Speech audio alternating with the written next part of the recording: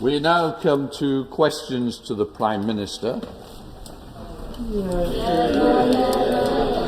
And we start with Gagan Mahendra. Gagan. Number one, Mr. Speaker.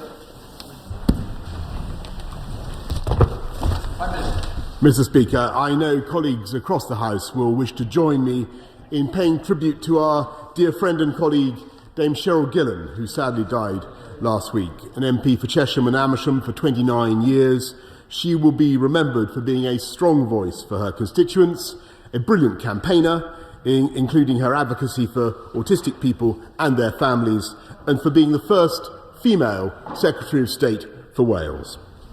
I also want to pay tribute to Baroness Shirley Williams, a pioneer for women in politics and in government, and to our former colleague Peter Ainsworth, who was passionate about his causes, especially the environment. Mr. Speaker, this morning I had meetings with ministerial colleagues and others. In addition to my duties in this House, I shall have further such meetings later today. Thank you, Mr. Speaker. Dame Cheryl represented her constituents with considerable effectiveness for nearly 29 years and is already sorely missed in this place, especially by many of the newer members, as she was so kind to us in our first months in this place. One of her passions was the protection of chalk streams, in particular the River Chess, which passes through my constituency of South West Hertfordshire. Many MPs are increasingly concerned about reports of partially treated sewage being released into our rivers, with knock-on health impacts for both humans and animals. Can my right honourable friend reassure this House that this government will actively protect our rivers and streams? Mr. Speaker, my honourable friend is entirely right to raise the concern that we fully share about sewage overflow from into rivers such as the Chess, and that's why we have set up the Storm Overflows Task Force to address the matter, working with the water industry regulators and environmental groups. And last month we announced plans for legislation to address this very issue. Now come to the Leader of the Opposition, Right Honourable Keir Starmer. Thank you, Mr. Speaker. Can I join the Prime Minister in his remarks about Dame Cheryl Gillan, who I work with on a cross-party basis and remember with fondness, and Ian Gibson, who also passed away this week. Both commanded respect on all sides of this House and will be sadly missed. Can I also pay tribute to Shirley Williams? She was a great parliamentarian, a formidable minister and cabinet minister. She loved this House, the other place, and frankly anywhere where she could debate ideas and politics. For many years she was Labour's loss. Today she is Britain's loss, and my thoughts are with her family and loved ones.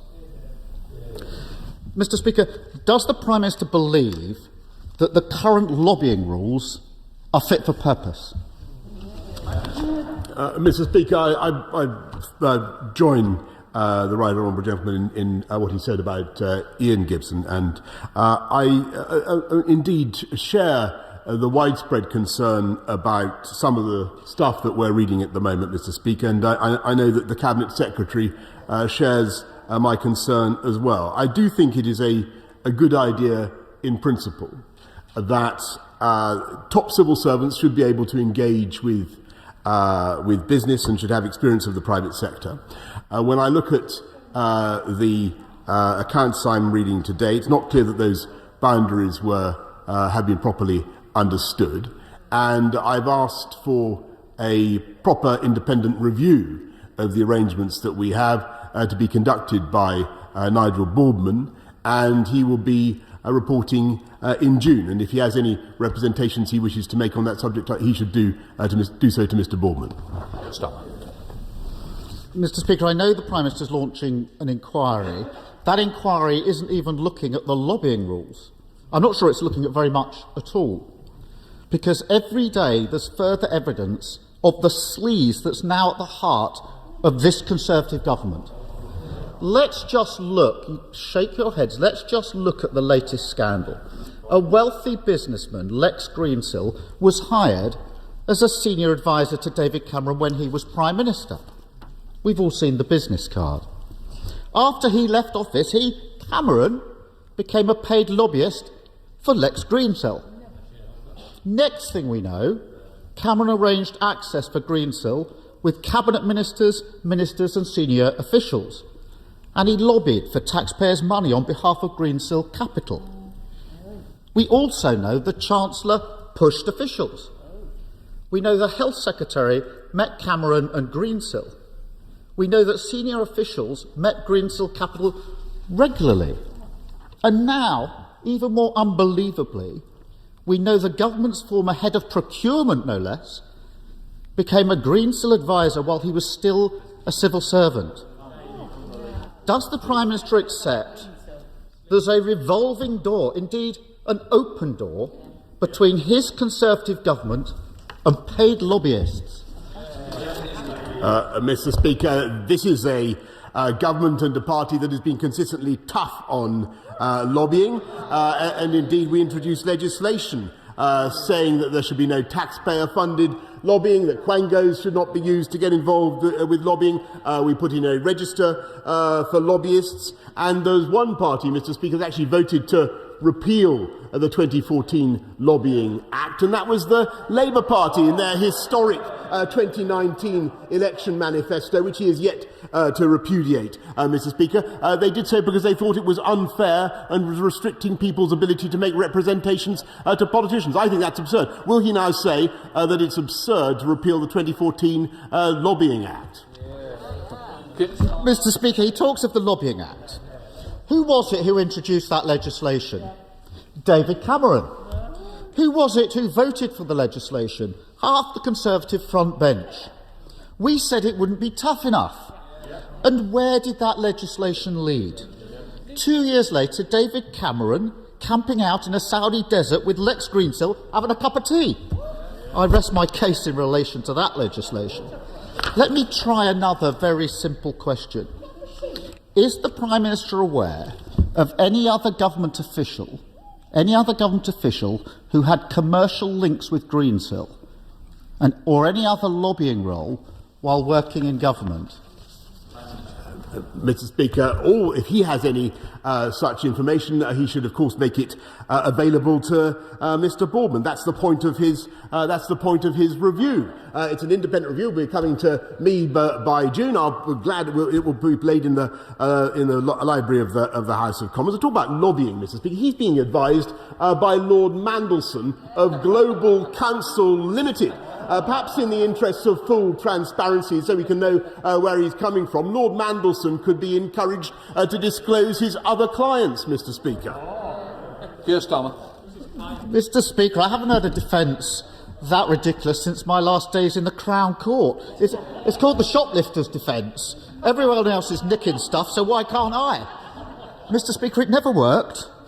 I remind the Prime Minister, I not only prosecuted shoplifters, I prosecuted MPs over the MPs' expenses scandal, so I stand on my record. That line just isn't going to wash with me.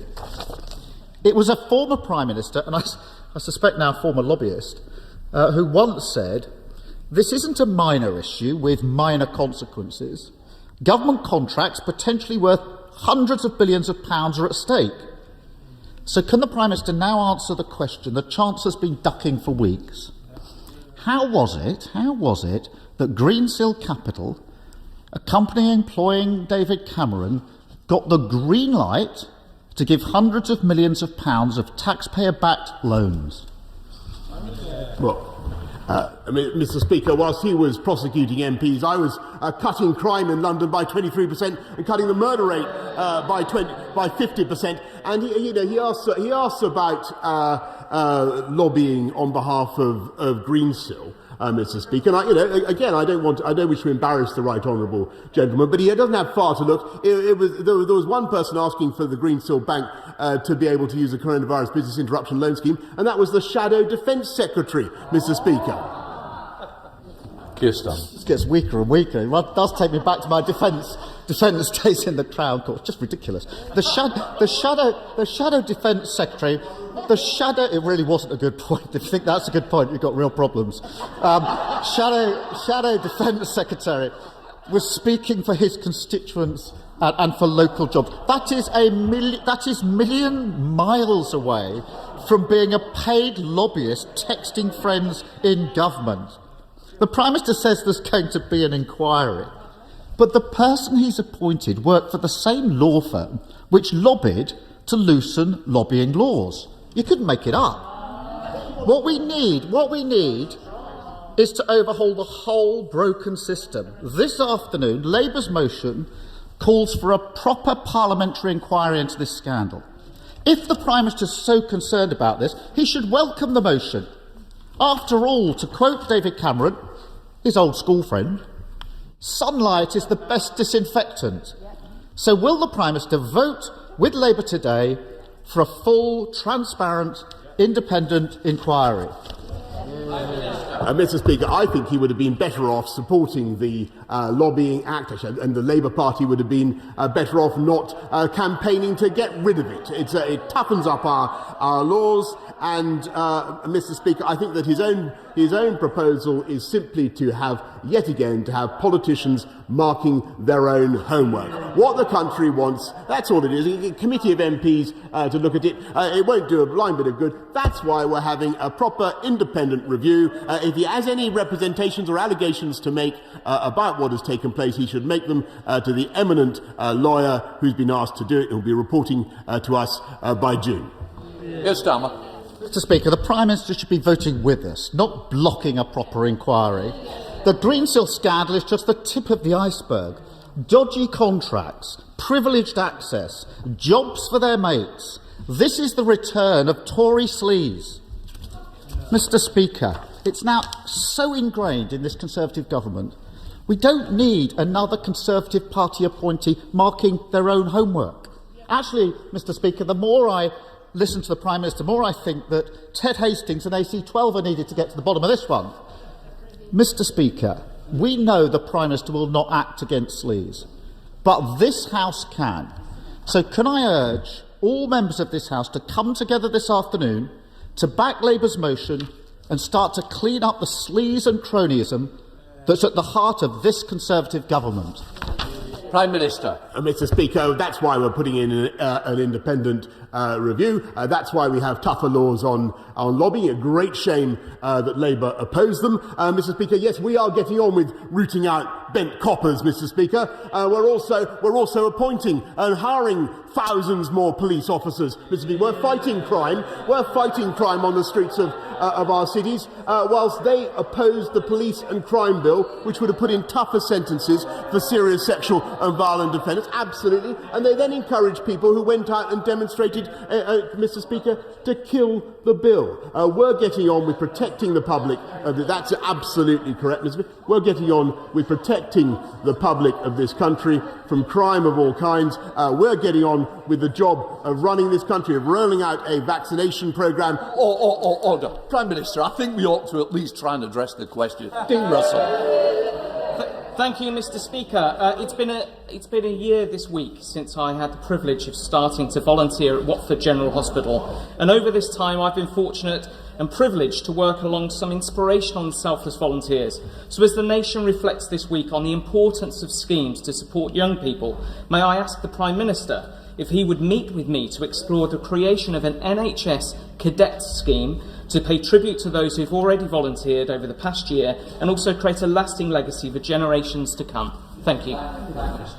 Yes, indeed. Thank you. I thank my honourable friend for what he's doing. I thank everybody at Watford General Hospital for the support they've given throughout the pandemic, and particularly, Mr. Speaker, the volunteers who play a massive part in our vaccination rollout programme. And I fully support the NHS cadet scheme, part of our work to establish a volunteering legacy for young people from the pandemic. Leader of the SNP, Ian Blackford. More than tying, Mr. Speaker, can I associate myself with the remarks of the Prime Minister and the Leader of the Opposition on Dame Cheryl Gillan and Shirley Williams. Mr. Speaker, the Scottish Government has passed landmark legislation embedding the UN Convention on the Rights of the Child into Scots law. A real revolution in children's rights. Every party in the Scottish Parliament supported it, even the Scots Tories. It has been welcomed everywhere, except here in Westminster. Instead of supporting this new law, the UK Government is shamefully taking the Scottish Parliament to court in order to strike it down. Apparently, the only basis of the UK government's legal case is that the law constrains Westminster powers. So, Prime Minister, can you do everyone a favour by explaining how protecting children's rights in Scotland threatens the Tory government in London? Mr. Speaker, this is complete nonsense. The government of the United Kingdom ratified the UN Convention on the Rights of the Child 30 years ago. We all support it. It is nothing to do with the rights of vulnerable children, which we all protect. This is simply an attempt by the SNP to stir up constitutional chaos and create another fictitious bone of contention between themselves and the rest of the country. If they really cared about the rights of the child, Mr. Speaker, they would do much more to improve education in Scotland, where they are so lamentably failing, Mr. Speaker. Ian Blackford. The rights of the child, an act passed by the Scottish Parliament, supported by every party, and his government is taking our Parliament, our government, to court. Mr. Speaker, there's nothing technical about this, and the Westminster government wants to strip away the rights of children in Scotland. This is a tale of two governments. We have an SNP Scottish government delivering the baby box, doubling the Scottish child payment, and providing free school meals to every primary school child. At the same time, this Tory government is robbing children of their rights in Scotland. Quite simply, Mr. Speaker, the SNP Scottish government has and will continue to work to ensure Scotland is the best place for a child to grow up. This legal challenge threatens that. It is wrong and it is morally repugnant, Prime Minister. Will the Prime Minister commit to withdrawing his legal challenge today? If not, we'll see you in court. Well, Mr. Speaker, the best thing they can do, as I say, for the rights of the child in Scotland is to improve their shameful record on education and to tackle the issues that matter to the people of Scotland, to tackle the tax regime that they put in place, to do better on fighting crime and drug addiction in Scotland.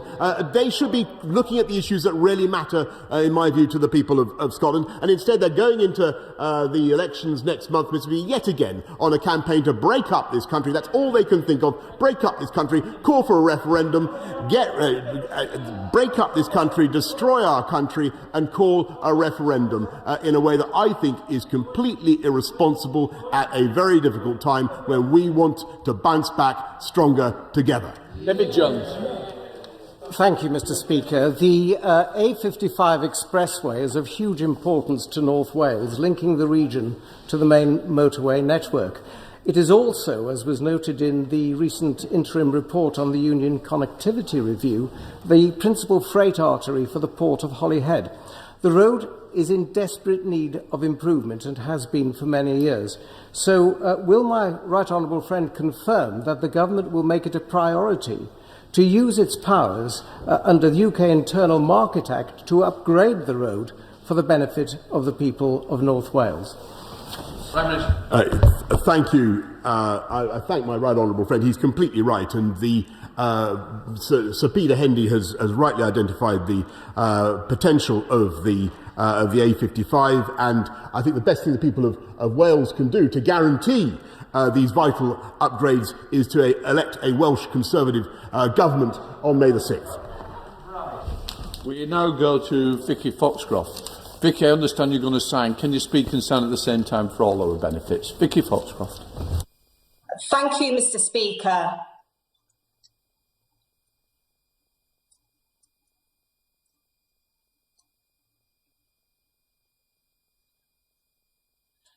And if the Prime Minister doesn't understand, imagine how those who rely on British Sign Language feel at his press briefings. 2.6 million spent on the new press room, yet still no interpreter. What message does he think this sends to disabled people? I'm grateful to the honourable lady and grateful for the way she has set out her question. I will revert to her as soon as I can. Sarah Dines.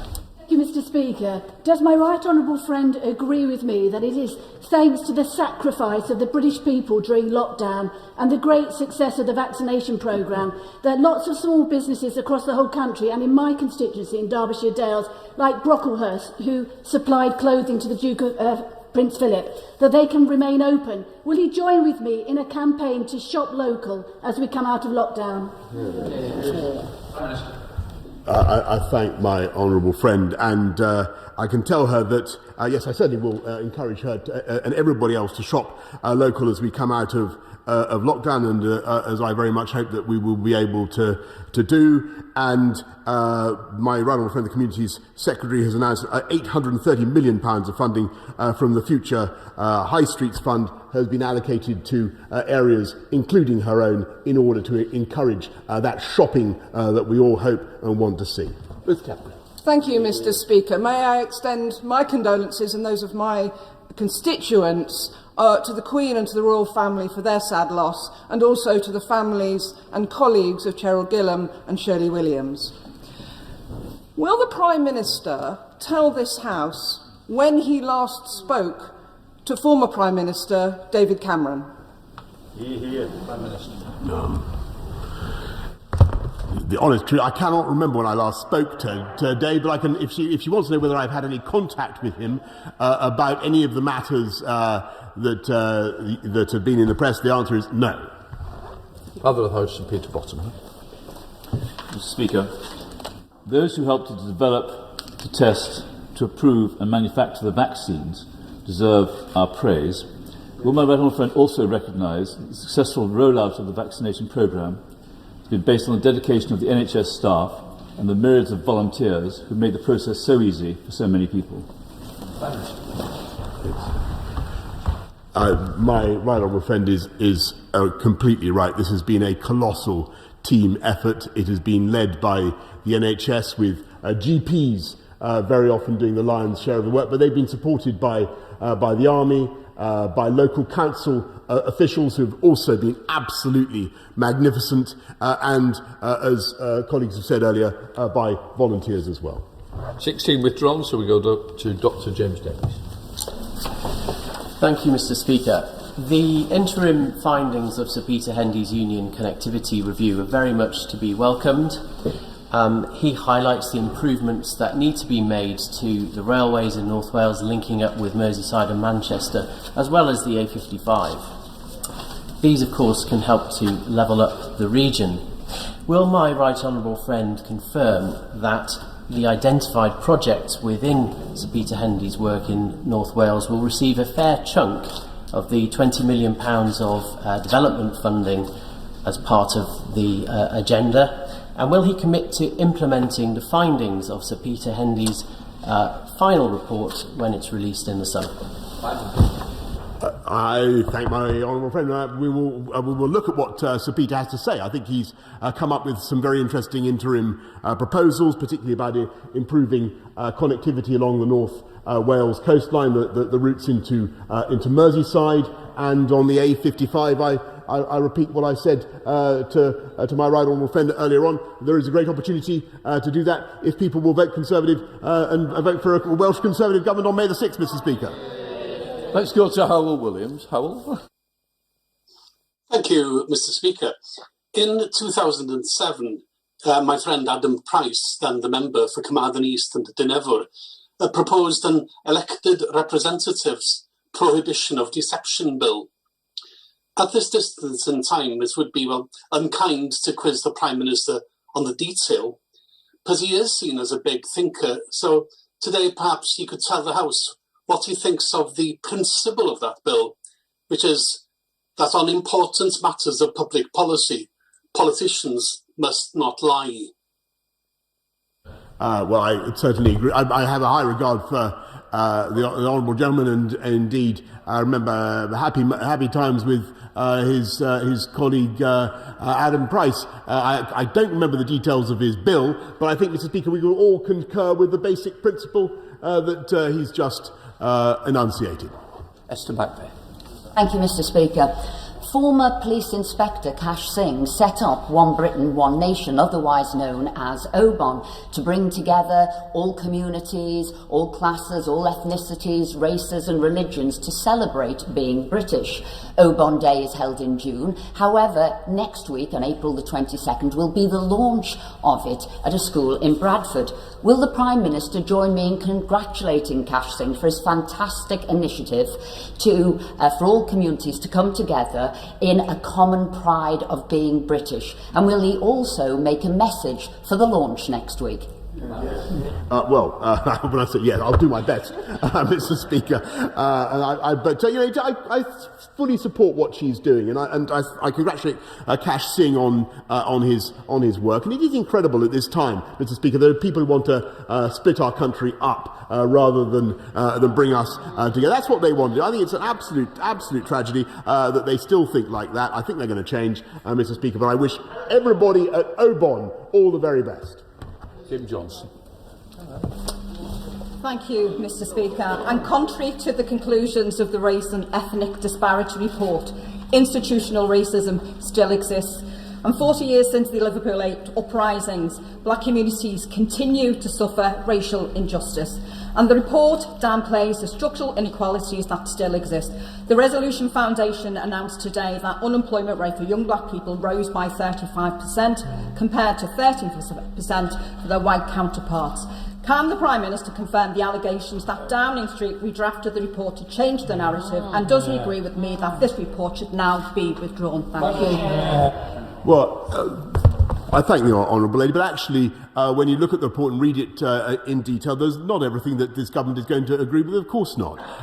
There are some interesting observations, some interesting ways of looking at things, and we will be responding in due course. But what we say is that nobody should be in any doubt as to the reality of racism, to the reality of the struggle that too many people face, and we are going to do everything we can to stamp it out, and particularly to help young black people get the jobs, get the education that they need. Thank you, Mr. Speaker. As my right honourable friend will know, as we build back better, we need to inspire the next generation of scientists and engineers. Will he therefore agree to work with Engineering UK and Big Bang Digital to provide a short online introduction to this year's event to reinforce the message that a career in engineering is rewarding, it's creative and can transform the world around us for the better? And will he recognise the extraordinary contribution engineers have made and are making in our battle against COVID? 5 minutes. I thank my friend, because engineers have obviously been crucial, and scientists of all kind, in the fight against COVID. And this is the moment, Mr. Speaker, to become an engineer, or to work towards being an engineer. We're putting a huge £640 billion investment into the infrastructure of this country over the next few years. We're going to need skilled young people to be going into engineering. That's why we put in the T-levels. I congratulate my honourable friend on his initiative. I will do my best to support him. Weston. Thank you, Mr. Speaker. Given his ancestry, the Prime Minister will be more than familiar with the phrase, "a fish rots from the head down." It is a Turkish proverb. Put simply, since he became the Prime Minister, the sound of Big Ben's bungs has been replaced by the cash-till sound of big donor bungs. There's been a threefold increase in bungs from property developers. Last summer we had the case of Richard Desmond and the Community Secretary. More recently, we've had ministers dishing the dosh between constituencies, and the Health Secretary handing or involved in a contract with his pub landlord for £30 million worth of PPE. Now we have a Chancellor and Health Secretary that have sought to grease the wheels of involvement with Greensill and David Cameron. What does this say about the Prime Minister's leadership of his government? Mr. Speaker, I'm afraid he is simply wrong in what he says, and particularly about what he says about the Chancellor, my honourable friend, the Chancellor, and the Health Secretary. And I don't believe that he should have spoken in those terms, Mr. Speaker. But what I will say is that there is one party in this place that brought in tough rules on lobbying, and there's another party that campaigned at the last election to get rid of those rules because of their relationship with the trades unions, Mr. Speaker, because they wanted them to continue in the obscure, opaque way that they were being run, and because they wanted people to be able to continue to lobby parliamentarians in the way that they always did. And look at their Labour manifesto of 2019, Mr. Speaker. If he repudiates it now, why don't go ahead and do so? Final question from Gareth Davis. Thank you, Mr. Speaker. Over the last few months, a number of my constituents have taken to the streets to help tackle the problem of littering, and I pay particular tribute to those constituents in Colsterworth who I met with recently. Will the Prime Minister join me in backing the Grantham Journal's Spring Clean campaign, and can he assure my constituents the government are doing all it can to help tackle littering? Prime Minister. I share, Mr. Speaker, his indignation about litter. I do think it's one of the things on which the whole of the country, and I hope the whole of the House, is united. That's why we're doing the Respect the Outdoors campaign to encourage people to follow the countryside code, to pick up their litter. Obviously, a lot of people are meeting outdoors at the moment, Mr. Speaker, because of the pandemic. They must obey the basic laws of respect for other people, pick up their litter. We're putting money into new litter bins, and yes, Mr. Speaker, we are increasing fines on the spot, fines for littering. I know that there will be many libertarians in this place who think that's unfair and draconian. Personally, Mr. Speaker, I think it's the right thing to do. I abhor litter, and I urge anybody who sees anybody throwing away a crisp packet to tick them off and tell them to pick it up, Mr. Speaker. I am now suspending the House for 3 minutes to enable necessary arrangements to be made for the next business. Order.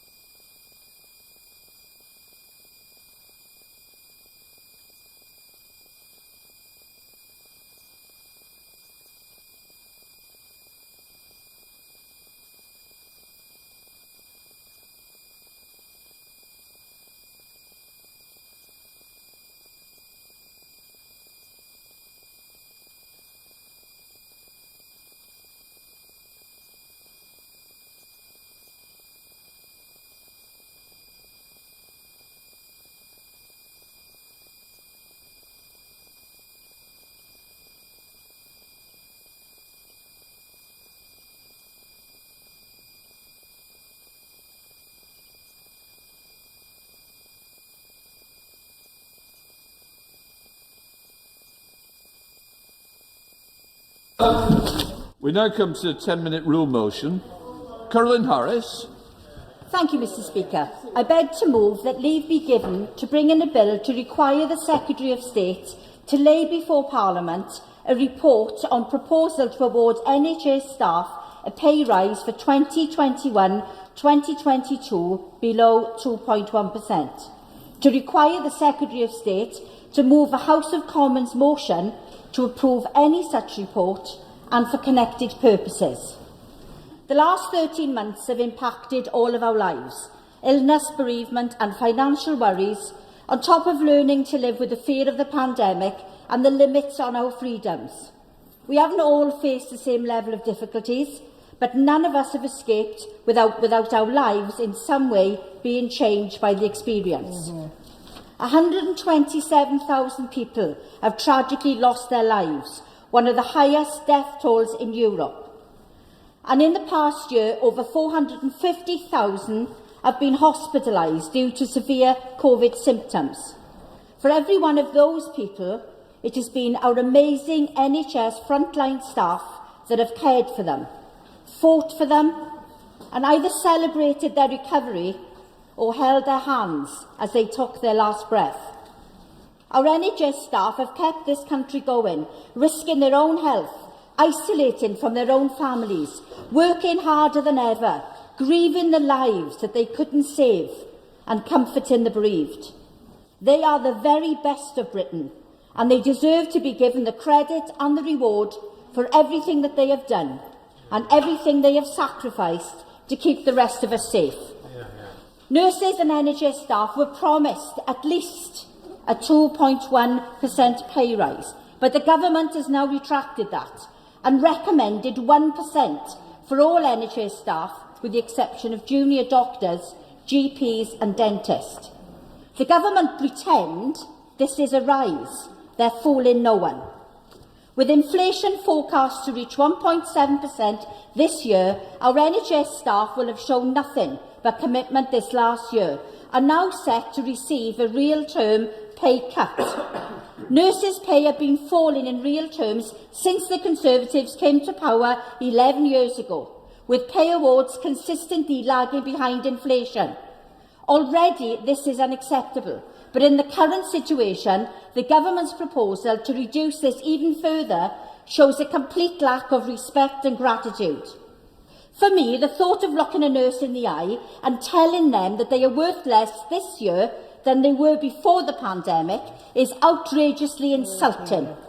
All of us across this House stood on our doorsteps and clapped for key workers. We all took to social media and thanked NHS staff and tell them what a wonderful job they were doing.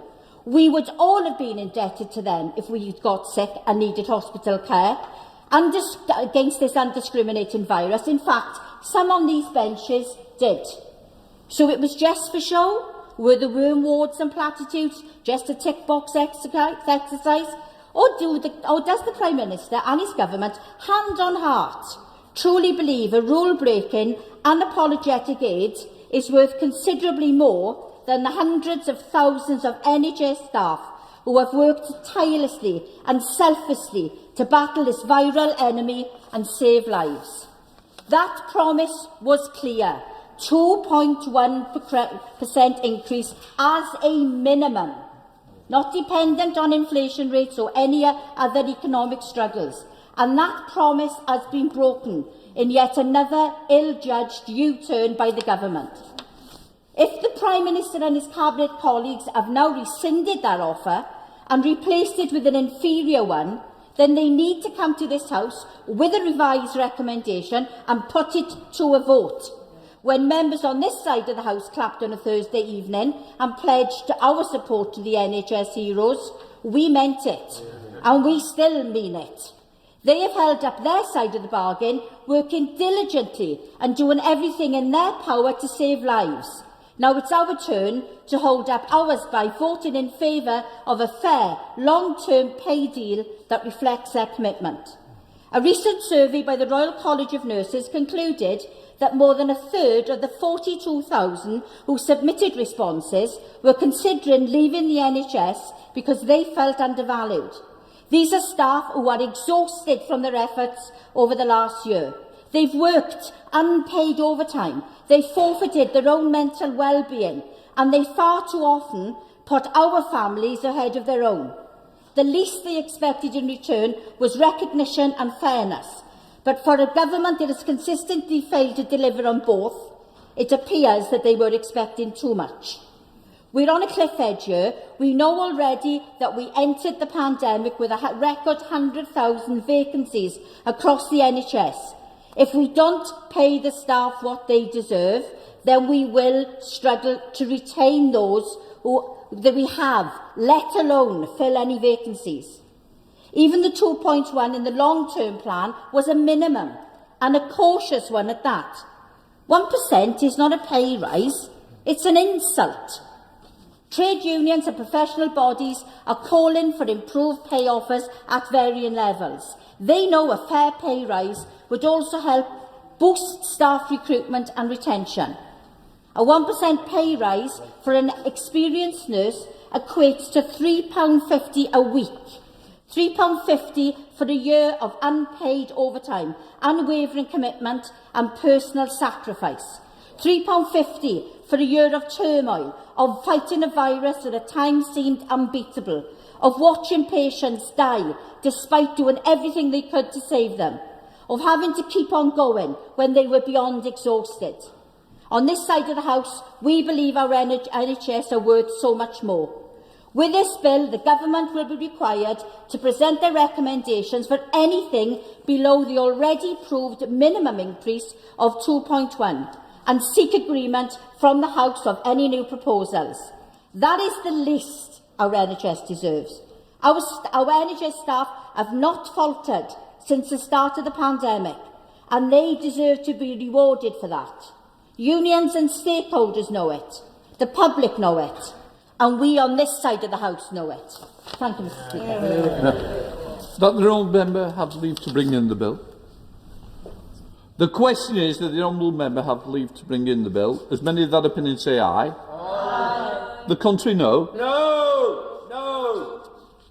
No. No. No. I think we're now getting a bit more to it. Right, let's lock the doors. Division.